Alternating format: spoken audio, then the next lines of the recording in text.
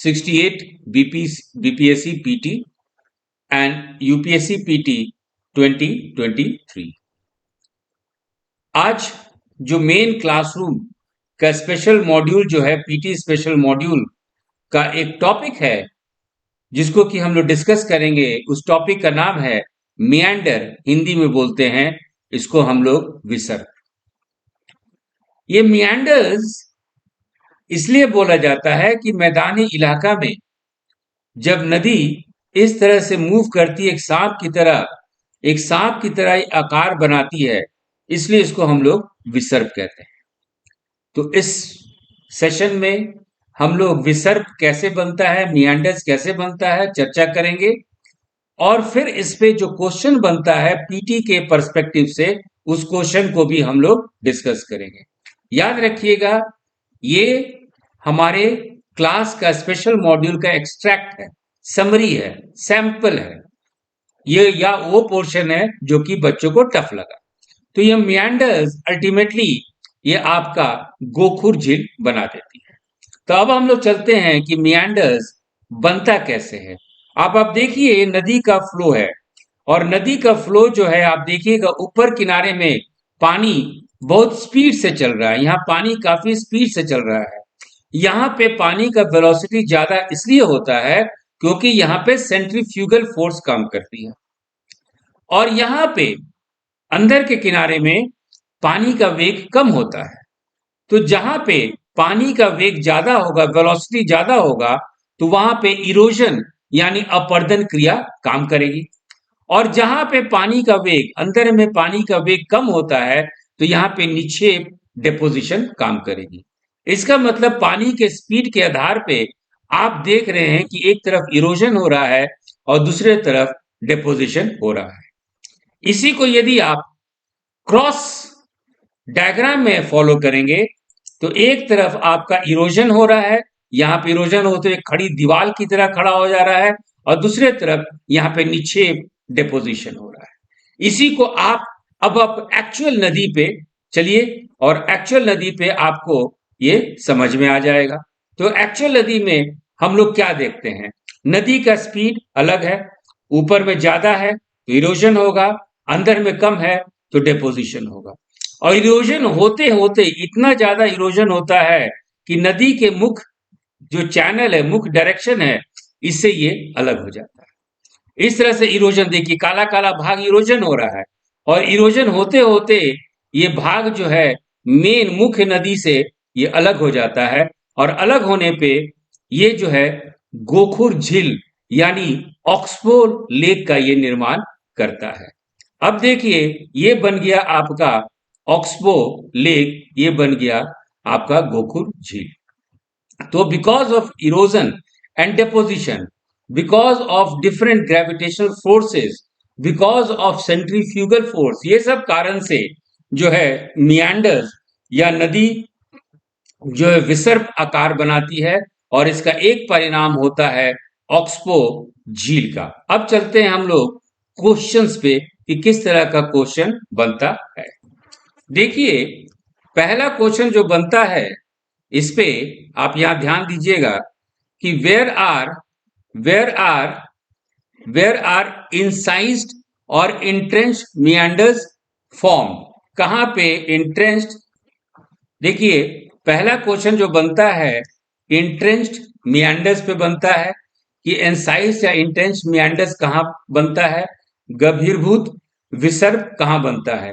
अभी हम लोग बात किए थे कि मैदानी इलाका में बनता है, यानी फ्लड प्लेन्स पे और डेल्टा प्लेन्स पे कर्वी एस शेप मियांडर बनता है। लेकिन क्वेश्चन है इंट्रेंच्ड मियांडर या हिंदी में गभीरभूत विसर्प या आधा कर्तित विसर्प कहां बनता है। ये इसके मतलब क्या हुआ, ये डायग्राम को देखिए, ये जो है आपको पहाड़ी इलाका में मिलेगा, माउंटेन्स में मिलेगा। यहाँ पे अपर्दन क्रिया से, इरोजन से इस तरह का स्ट्रक्चर बनता है। इसको देखिए, इस तरह का स्ट्रक्चर जो है इरोजन से, अपर्दन से बनता है। तो ये मियांडर जो है, जिसको हम लोग इंट्रेंच्ड मियांडर कहते हैं, जिसको हम लोग जो है इंसाइज्ड मियांडर कहते हैं, हिंदी में अधकर्तित या गभीरभूत विसर्प कहते हैं, ये हमेशा बनेगा हार्ड रॉक्स में, ये हमेशा बनेगा हार्ड रॉक्स में। फ्लड प्लेन्स पे नहीं बनेगा, डेल्टा प्लेन्स पे नहीं बनेगा। ये हमेशा बनेगा कठोर चट्टान पे, कठोर चट्टान पे हमेशा बनेगा, और बाढ़ के मैदान में, डेल्टा मैदान में कभी नहीं बनेगा। लेकिन यही क्वेश्चन आपका कर्वी मियांडर का था, या सिर्फ मियांडर्स होता, इस क्वेश्चन में ये आपका ये नहीं रहता, ये नहीं रहता, है ना। तो ऐसे स्थिति में आपका आंसर फ्लड प्लेन हो जाता, ऐसे स्थिति में आपका फ्लड प्लेन होता या डेल्टा प्लेन होता, सिर्फ मियांडर पूछता। लेकिन एंट्रेंस मियांडर है, तो ऐसे स्थिति में ये कठोर चट्टान होगा। यदि आपके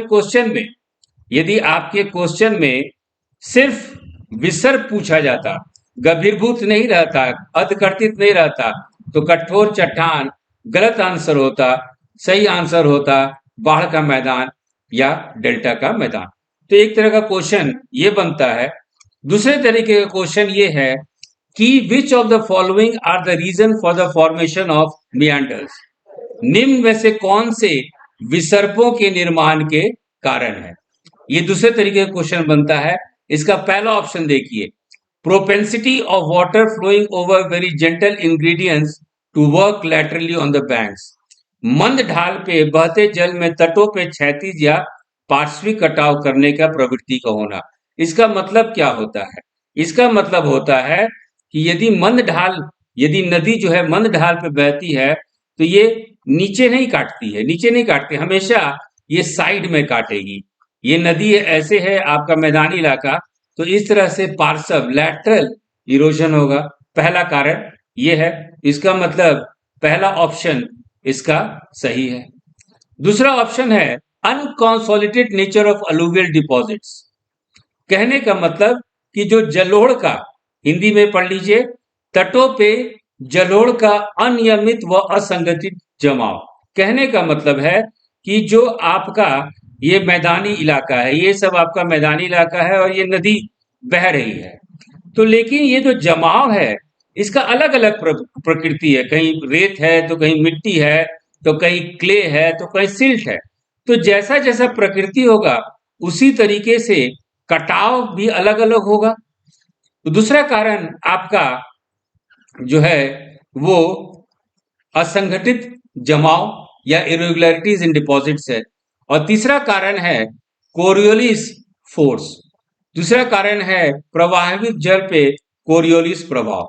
कोरियोलिस प्रभाव जो है, कोरियोलिस बल जो है, ये हमेशा अर्थ के घूर्णन से, पृथ्वी का जब घूर्णन होता है, अर्थ का रोटेशन होता है, तो ये विंड के डायरेक्शन को, पवन के दिशा को बदल देता है।